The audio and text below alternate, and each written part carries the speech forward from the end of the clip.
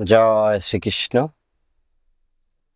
আজকে আমাদের প্রিয় এবং পবিত্র ধর্মগ্রন্থ মহাভারত থেকে পিতা এবং পুত্রের প্রশ্নোত্তর পর্ব জানব। তাহলে চলুন জেনে নেওয়া যাক পিতা স্বয়ং ধর্মরাজের প্রশ্ন এবং পুত্র রাজা যুধিষ্ঠিরের উত্তর। আশা করছি সবটা জানার জন্য ভিডিওটি শেষ পর্যন্ত সবাই আমার সঙ্গে থাকবে।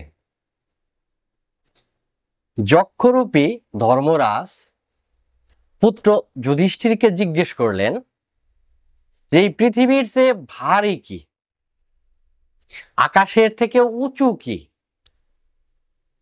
আর বায়ুর থেকেও অধিক বেগে কে চলে, আর তৃণের চেয়েও সংখ্যায় অধিক কি।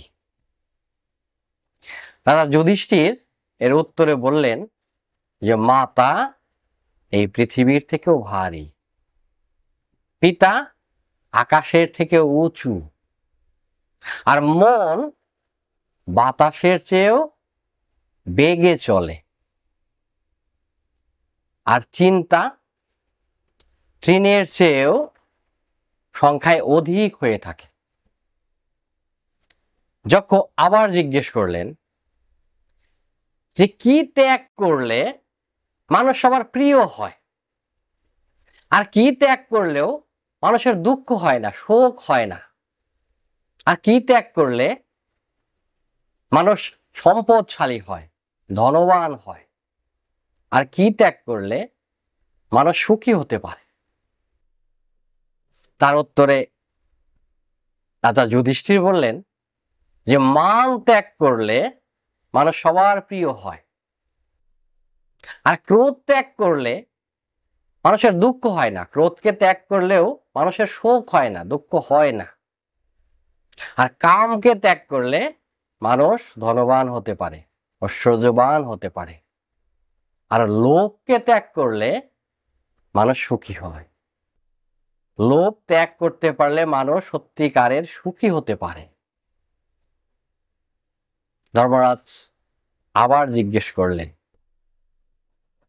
যে ঘুমলেও পলক বন্ধ হয় না কার, আর জন্মালেও কে নিঃশ্রেষ্ঠ থাকে, নির্বিকার থাকে, কে? হৃদয় নেই কার।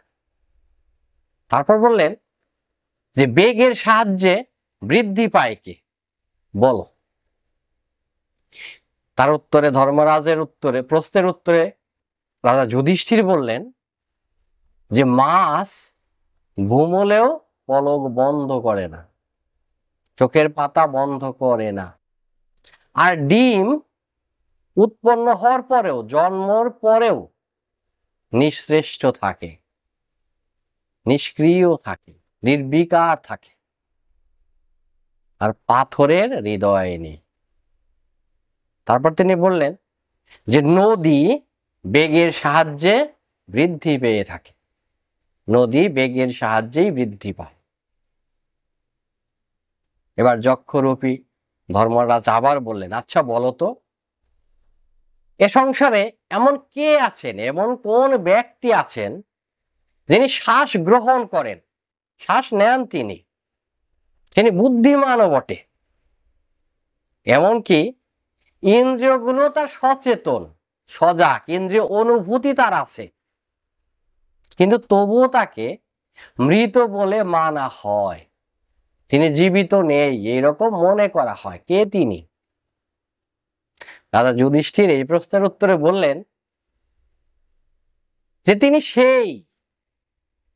সেই ব্যক্তি যিনি নাকি দেবতা, অতিথি, পিতামাতা, নিজ আত্মা এবং সেবক, এই পাঁচের পোষণ করেন না, লালন পালন করেন না, যিনি এই পাঁচজনের যিনি পালন করেন না, পালন পোষণ করেন না, এ জগৎ সংসারে তিনি শ্বাস গ্রহণ করলেও তিনি জীবিত নন, তাকে মৃত বলেই মানা হয়।